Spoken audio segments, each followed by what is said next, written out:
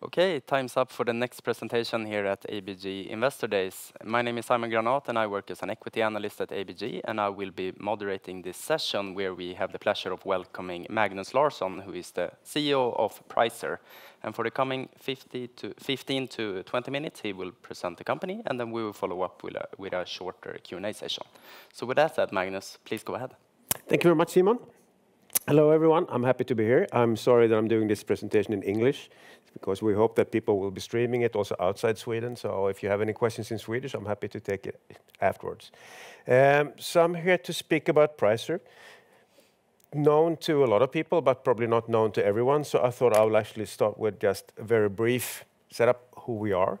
Founded in Uppsala in '91, currently located in Stockholm.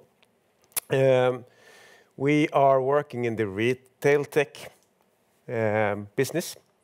Some of you might have seen StrongPoint before. That's one of our partners. So I wish I could have seen them, but now we will focus on what I have here today. We are a little bit more than 200 employees. We had a turnover last year of a little bit less than 2.3 billion. We are on a growth path, and we have the I will speak a little bit more about our targets and how we see the market in the following slides. But you can basically find our customers across the globe. We have customers in more than 17 countries. We have today done roughly 300 or more than 300 million labels deployed to more than 20,000 stores. So we have a large footprint. We are leader on the market. And takes me to the next one. What market am I talking about? So Gartner made a study. They call it the CIO Priorities 2023 study. It was released in May, and they were actually then looking at what are the challenges a CIO in the retail space face this year. And of course, inflation was the number one concern for most of the CIOs. But also availability of staff. And this is something that's been present on the US market for quite some time, but we also see it in quite a few of other markets where the lack of staff is actually a problem in doing the work, having the tills open, making sure they have staff to replenish the stores. We've seen a clear growth on the UK market now after Brexit, where basically there is no staff to do the work. And on the UK market specifically, you could see that 2 years ago, from a retail tech point of view, digitizing stores was not a priority at all. This year we've seen the change, and next year we actually do believe that there will be major changes. We've also seen that over the last years there's been a lot of challenges with the supply. It's getting better now. It's actually gone much better, but this was one of the key concerns when they were actually looking at the concerns they've had and what they could see for the future back in spring. What do they want to do? What are the objectives when they actually choose to invest? And as you see, there's quite a few areas, but you could basically say that in essence, there are three that are more or less addressing the same thing, or three big ones. The first one is the shopper experience in the store. There is, of course, a fear from many of the retailers that there will be an increasing degree, or the increased degree of shopping online will actually be sustained. So they want to take the online experience and put it into the physical store. So that's actually a lot of investment going there. But I think what we see also now is that we have a lot of online players. First we could see Amazon started their own stores. Now we see Lyko starting up stores. I even heard from a colleague, Cecilia, that also Netflix is now looking at opening stores, which is sort of unexpected move, at least for myself. So the customer experience in the store is central for many of the investments. Then, of course, getting more money. How can they actually make sure that the people and the shoppers in the store, their customers, spend more money? How can they make sure that they have a list of items they want to buy, that they actually buy more than planned? And which ties quite tightly together to the experience in the store. How can you actually make the experience on a level where it actually makes them want to buy more? And the third one, the one that we traditionally been working most with, is the efficiency. How can they actually do more with less staff? How can they serve the customers better with less staff? So these are the key three things that we actually need to address. We need to help them to really improve the operational efficiency and get the cost down. to do more with less. But we also need to participate in growing the revenue, and here you could see in the middle a setup for where we have, imagine a do-it-yourself store, where to get the sales up and Inspire, you do a combination of moving images and different kind of screens. There is a lot of money being spent on advertisement in some markets, like the Anglo-Saxon market. There's a lot of money being spent on campaigning. And traditionally, they've been using plastic, cardboard, basically unconnected TVs.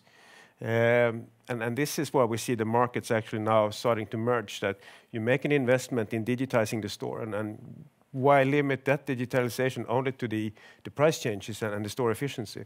So here, what we want to do is we want to make sure that we help the customers actually get the same, or the ability to promote, do campaigns, and actually get money from their suppliers in a different way. And of course, we want to improve the shopper experience. So these are basically the three, you can say, customer pains that we're actually addressing with our solutions. And consequently, in this space, our vision is really to be retail's first choice when it comes to the in-store, all communication and automation. So we want to make sure that regardless if they want to communicate with the shoppers, if they want to help their vendors, Unilever or Coca-Cola or whomever they are, or communicate with the staff, we should actually make sure we provide a platform and we enable them to do that communication. What's happening on the market? We had a capital market day last year. At that time when we were actually doing that, building our business plan, we have a certain feeling for the global growth of the market. It was pretty hard to assess what it actually is. We were discussing with different analysts. We were looking at what competitors said. We were actually doing our own analysis. And I can tell you that whatever we guessed was wrong, because it seems like the market is growing much faster. And we can see that it's difficult to say if it's 25%, is it 30%, is it above 30%? I would probably believe it's 30% or above.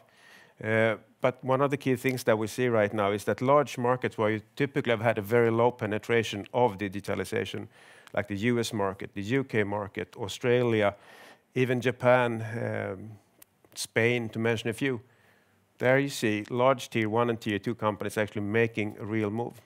They are planning for investment, they've been assessing it, they see the need, they actually do the investment, and they announce the investment. And here I think that the exclusive agreement we got with Carrefour and announced in April is a really good example. We have worked a lot with them in France, then we worked with them in some of the other countries around, but now it's large. They do France, they do Spain, they're looking at Poland, they do Italy, they do Belgium. We are discussing also Latin America, because they see it's critical for them to actually address these points that I was discussing earlier. And this is something we really see now. We've seen Walmart make an announcement that they will digitize. Carrefour has made it, and there will be more to come. We announced SOK now in September, August or September. It's the Finnish Coop organization. They announced that they will do 300 stores over a couple of years, but the plan is being accelerated. We can see that in addition to the stores that actually said that, yes, this is what we want to do, we can see a clear interest now from all the other stores in the chain to say that we also want to do this and we want to jump on the bandwagon as soon as possible. So it's definitely happening. Signage. It's been in a lot of discussions. Now these discussions start to be tangible. Now we have customers said that actually it has to be part of the deployment. We want to have a signage solution in specific areas of the store. This is actually the target for our investment, and we want it to happen quite soon. So I think that we will see that first larger investments might actually happen already next year. That's of course our hope, even though it's nothing I can guarantee. But it's a different kind of discussion, and we see that it's actually happening now. And what's even more important is, and interesting, is that this market has, of course, been crowded by people doing paper tags. They've been doing stickers. They've been doing billboards. In discussions and meetings with also these companies, and these are billion-dollar companies, they say that we believe that the future is agnostic, which is a quite drastic change in the way they actually see the world, where they say that we believe that it will be a combination of electronic shelf labels, there will be digital displays, and there will be paper. And I think that's the next big thing. How can we actually, together with partners, build this kind of future where we see that we will help out and really make sure that there will be communication regardless of material or screen. We have a target to do 10% recurring revenue. And I'm happy to see also that all discussions that we actually have with retailers now is around cloud. They want to have the cloud-enabled technology. Thank you, Seymour, for coining this last year. I really like it because it's exactly what it's all about. We have had a market which has been really conservative. If you're going to do IT, they want to have a server, it should preferably be standing somewhere in the back office of the physical store. But that has changed 100%. The only customer where we're not discussing SaaS services is the American Army, where we're actually supplying all their food stores. For reason you can imagine, they refuse to have any connectivity to the outside world.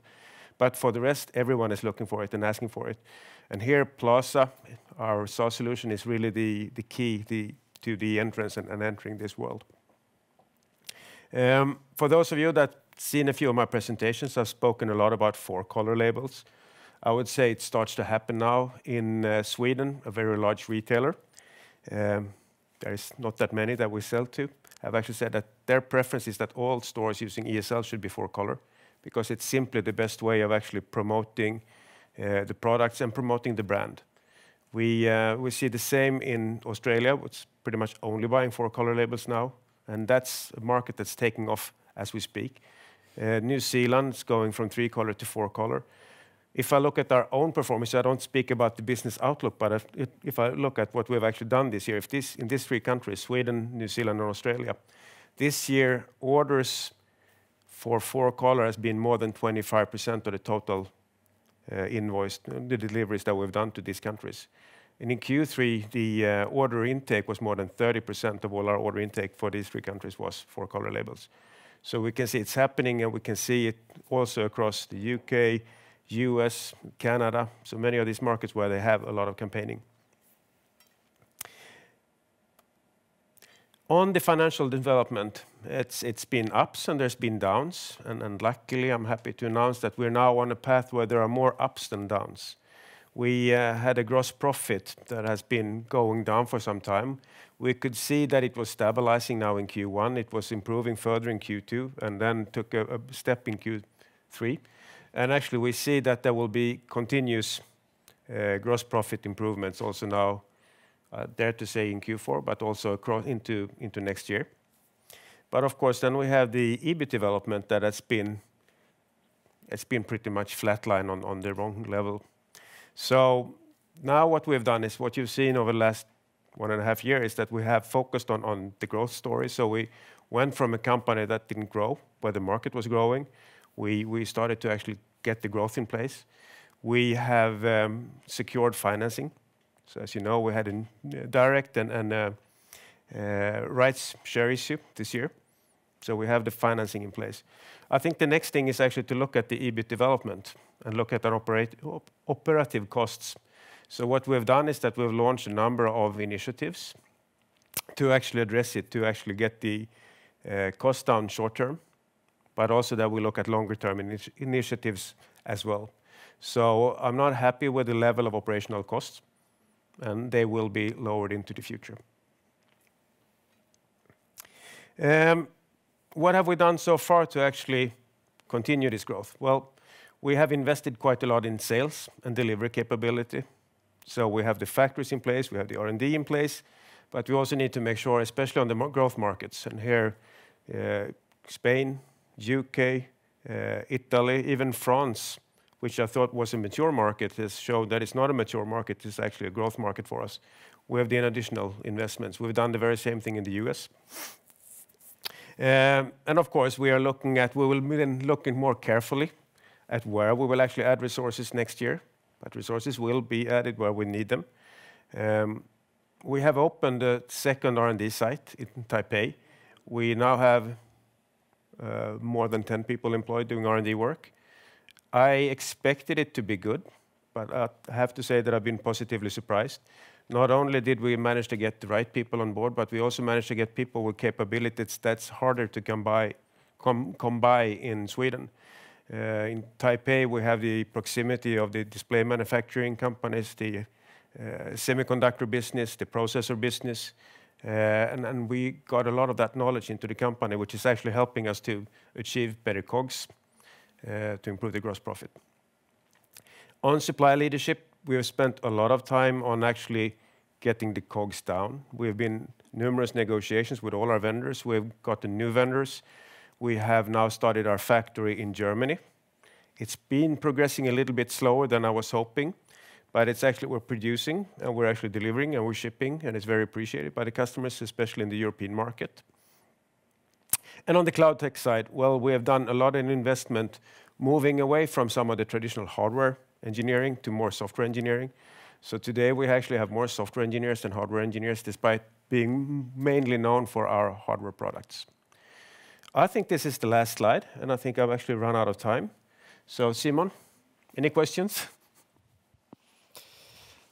Of course. Thank you so much, Magnus. A very good presentation, I must say. I'd like to stay on the demand topic and outlook topic, because in 2022, we talked about that the inflationary environment has been a driver to your orders, and we have also seen that in the numbers. How would you say that the outlook has changed, if so, given recent weakening economic terms and also that perhaps inflation is now coming down? Yeah. So what we've seen is that it's actually two things. We've seen that in some markets, like in the Swedish market, here the inflation has, of course, pushed the cost of consumer goods and groceries up. And if you look at the public debate, there has been a lot of criticism towards some of the retailers saying that you have increased the prices too much. So many have felt that they will need to actually keep the pricing down, especially when they compete with hard discounter. So this has slowed down investments from franchises. And I would say this is quite specific for Scandinavia or for Sweden. We haven't seen it that much in other markets. But we had a chat with one franchisee of Inga.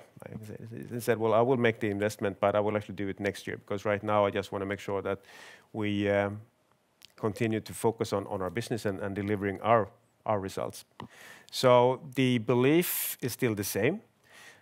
What has been surprising is that I can see that it's not actually surprising, because we could see it already last year, is that all the tier 1s, tier 2s, tier 3s, where you have large chains, where they have their own stores. They set the budget last year, and they've done budgets that actually span across several years. That's why you see companies like, or organizations like SOK make this kind of plans for investment and speed them up, because they see the benefit they get out of it, and they have the money. So that's actually helping them to also fight inflation, because they made the investment with budgeted money, and they know that that will make them more efficient and actually get salary cost downs in the store. So I think also from that point of view, inflation is actually still helping us quite a bit. And I do expect, even though inflation level hopefully will actually stabilize, many of these projects have now been initiated, and we can see that the return that actually the retailers get out of the investment is actually encouraging them to continue this journey. So I have a very positive view on the future as well, and on next year. Very encouraging. And speaking of the return, have you made any assessments on the return on investment? How long does it take for the customer to eventually earn back the money spent on your product? We have. We made actually we asked Forrester to do it was commissioned research on the ROI. So they interviewed 3 of our customers, and it was actually it was done. Let me see now, 1 year ago. So it was before inflation really started to go very high. It's actually 1.5 years. It was almost 2 years ago when we started to do the study. That showed an ROI of 18 months and a net present value of 270%. But it has actually sped up quite much, because that was assuming regular number of price changes in the store. And now you can see that many stores, if they have a sizable store, they will do 10 to 20,000 price updates per week, which is almost impossible to do with staff. So I spoke with an investor that had the opportunity to actually speak with the store owner and said, well, I'm investing in Pricer, and I want to know what is the truth.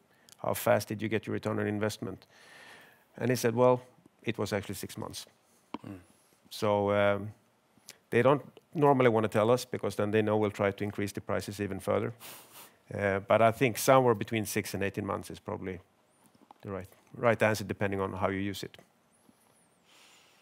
Interesting. And would it be fair to assume that the larger retailers understand this return on investment, whether it's 6 months or 18 months, while the smaller ones might not understand it as much? They absolutely do, and it's, I mean, for all it's an investment criteria. For some of the franchisees, they said, well, I normally calculate the ROI, but I see that I need it, so it's not really an option not to do the investment. Interesting. And as you pointed out during the presentation, the gross margin has recently started to improve. Can you talk about the drivers of that improvement and how we should think about the gross margin in general terms going forward? Yeah. So there's been a number of drivers. Of course, one has been that you have a general cost decrease on components, transportation, which is helping. Then we've done a number of renegotiations, which has been driving the COGS down. More than the expected market decline or the market lowering. We have done new designs of some of our products. So the design of our products is now in a set that will actually make it cheaper to produce. We have added new vendors. So there's been a lot on the design and negotiation part. But it's also the product mix. We have sold more premium labels. We have sold more full color labels that we typically sell with better margins. We have had a more favorable product mix. Also reflecting both on the market and on these premium labels. We have also done a few price negotiations where we actually increased the pricing with certain large customers, which also, of course, have a positive effect. So I would say since we don't guide on future profitability, I can only say that we still expect gross margin to improve also into next year. And yes, we do have targets, but even though we have not communicated it. That's fair. And into 2024, which areas would you say that you currently prioritize, both in general terms of the company? You did mention a couple of them during the presentation and now during the Q&A. And also in terms of markets, which markets do you see the largest growth opportunities in? I would say that, of course, US presents the single largest market opportunity, but I would say UK, I'm confident that we will start to see some large movements next year. Spain, it's happening now. We have actually had already discussions with our biggest customer, Carrefour, in Spain, and we've done the joint planning for next year, so there we know that we will have growth. I would say Australia. There we see that there will be major growth. We are, of course, in Finland, where we will do a major rollout. We do believe that there will be growth also more in the Asian region. Japan, it's very difficult to assess. We can see there's a lot of interesting dialogues, but it's hard to actually be able to know, will that materialize in something 2024? Will it be 2025? And then from a product point of view, focus will be very much on software part to actually achieve our recurring revenue targets. And then to make sure we have changed the entire way we work and design ESLs, which gives us a new flexibility to meet market requirements. If we have a large customer that I want to have an ESL of this specific size, 2 years ago, that would take us roughly 1 year to actually get that model in place and to do a working prototype and actually know that we'll be able to produce it at market price. This process takes less than a month for us now. So we have standardized the components, we have standardized the way we work, we have standardized manufacturing. So, and that work, there's still some work to be done on that side. So now focus is also looking at, imagine if you go to a car exhibition and have this concept car. We have now developed the concept ESL for the future. So it's something we have only presented to a very small number of people. It's something we might actually not even produce, but it's something that in the customer dialogues is creating a lot of interest. And of course, being retail's first choice also means that we need to be in the forefront of innovation. And I see here that for the first time since I got the opportunity to be acting CEO and then CEO, I feel that we have something really compelling where people say, wow, when they see it. So this might not actually materialize in sales of this specific concept or that it will even be manufactured, but it's certainly helping in the dialogues we have with our customers.